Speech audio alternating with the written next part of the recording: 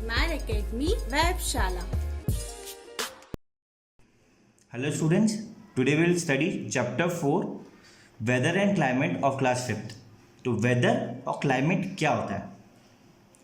The weather of a place keep changing from time to time.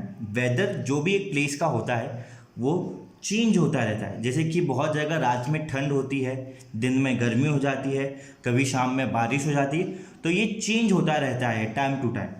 तो इसकी definition क्या होगी?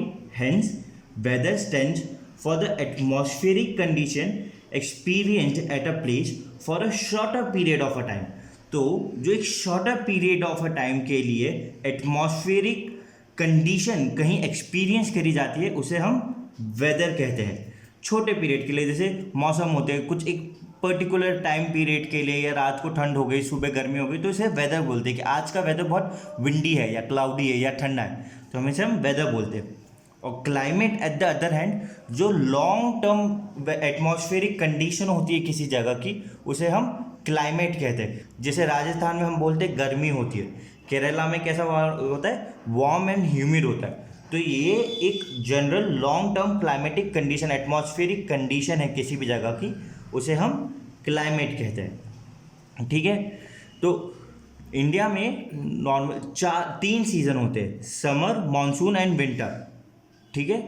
बट अब हम पढ़ेंगे कि क्या फैक्टर्स होते हैं जो इन क्लाइमेट को चेंज को, या फिर जो जगह जगह पे क्लाइमेट बदलता है उनके लिए क्या फैक्टर रिस्पॉन्सिबल होते हैं.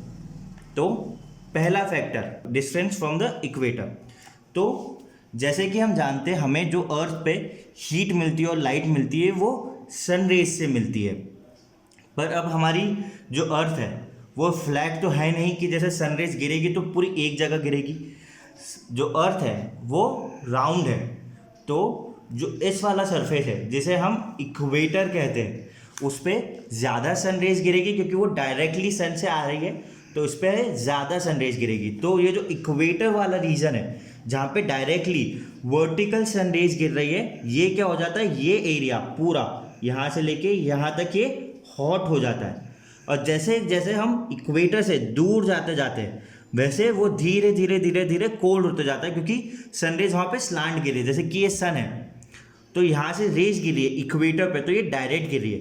और ये जो जगह है वहाँ पे ऐसी स्लांट होती हुई, ऐसी कर्व होती हुई दिख रही. तो इसीलिए डिस्टेंस फ्रॉम द इक्वेटर से क्लाइमेट बहुत चेंज होता रहता है जगह जगह का. तो जो सेकेंड फैक्टर है क्लाइमेट के चेंज होने के लिए वो है एल्टीट्यूड. अब आपने बहुत जगह देखा होगा कि इक्वेटर पे ही बहुत बार क्या होता है कि जो फ्लैट सरफेसेस है, फ्लैट सड़कें हो गई, सड़क या हमारे घर हो गए, वहाँ पे गर्मी है, पर माउंटेन्स पे, इक्वेटर के भी माउंटेन्स पे बर्फ़ जमी है या बहुत ठंडा एटमॉस्फेयर है. ऐसा क्यों होता है? एल्टीट्यूड की वजह से. अब एल्टीट्यूड क्या होता है? The height above the sea level is known as altitude.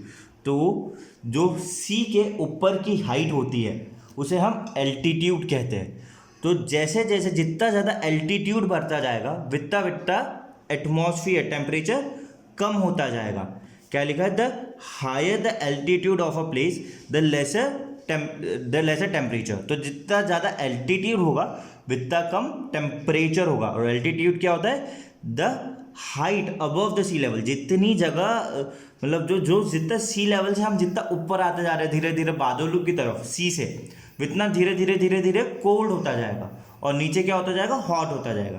तो इसीलिए एल्टीट्यूड की वजह से भी क्लाइमेट जगह जगह का चेंज होता है. अगला फैक्टर डिस्टेंस फ्रॉम द सी. अब सी से मेनली चीज़ क्या होती है? सी से कोल्ड ब्रीज जनरेट होती है, बनती है. मीन जैसे जब सी के पानी पे हॉट जब सन की रेज गिरती है तो उससे धीरे धीरे पानी के वाटर वेपर्स निकलते हैं और उससे कोल्ड ब्रीजेस बनती है. तो जो सी के आसपास के एरिया होते हैं वो कंपैरेटिवली ठंडे रहते हैं हर वक्त, भले ही वो इक्वेटर के पास में हो या दूर हो. सी के पास में है तो वो एरिया नॉर्मली ठंडे रहते हैं. जैसे ये even if a place is near the equator the cold breezes keep its climate moderate. ठीक है. तो जैसे भलाई वो इक्वेटर के पास में हो, गर्म रीजन पे, भलाई उस पर सनरेज डायरेक्टली गिर रही है, बट जो सी से कोल्ड वो बन रही है, ब्रीजेस बन रही है, वो उस जगह के टेम्परेचर को बहुत कोल्ड रखती है। अगला जो फैक्टर जो उसमें बहुत हेल्प करता है वो है विंड। अब विंड से क्या होता है, अब अगर राजस्थान से विंड दिल्ली की तरफ आ रही है फ्लोट करते हुए, तो क्या हो रहा है, दिल्ली भला इक्वेटर से दूर है, बट जो राजस्थान की गर्म हवा है वो दिल्ली के टेम्परेचर को अफेक्ट कर रही है किसी ना किसी तरीके से।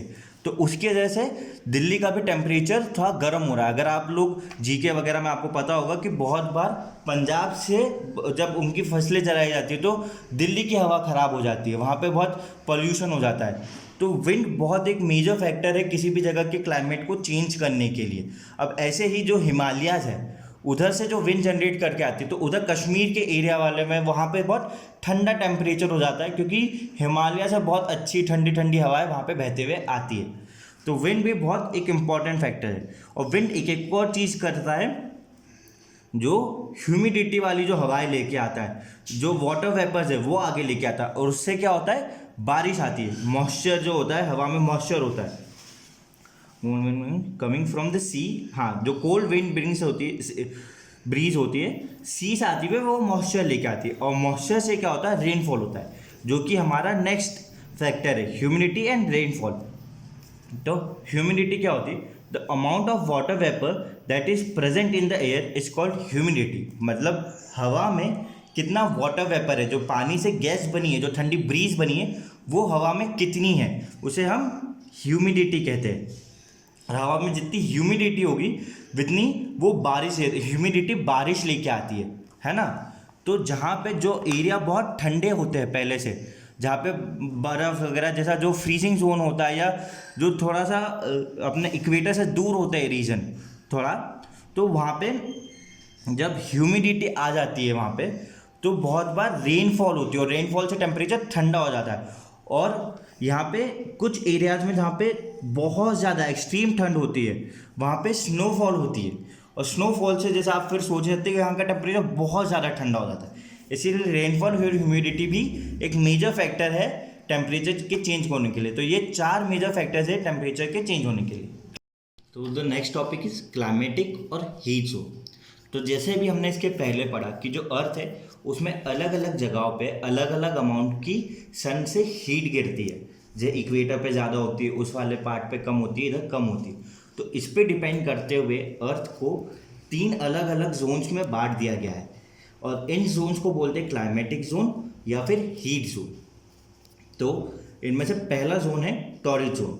टॉरिड जोन, ये जो इक्वेटर पे जितना एरिया होता है इसको टॉरिड जोन बोलते हैं। ये ट्रॉपिक ऑफ कैप्रिकॉर्न और ट्रॉपिक ऑफ कैंसर के बीच का जो एरिया होता है इसको टॉरिड जोन बोलते हैं। ये हमेशा गर्म रहता है, बहुत एक्सट्रीम हॉट रहता है। टॉरिड का इसीलिए मतलब ही होता है एक्सट्रीम हॉट, इसीलिए ये एरिया हमेशा हॉट रहता है।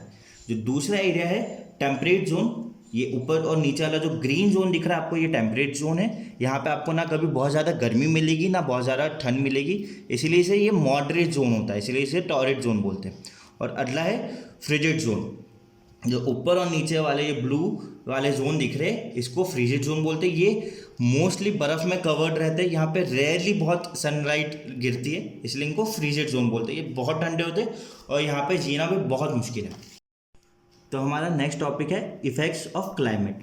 तो जो क्लाइमेट चेंज है, जो अलग अलग जगहों पे अलग अलग क्लाइमेट है, इससे हमारी लाइफस्टाइल बहुत इफ़ेक्ट होती है, ठीक है। तो जैसे हमारा क्लोथिंग, हमारे हाउसिंग, हमारा फूड, सब हमारे क्लाइमेट पे बहुत डिपेंड है।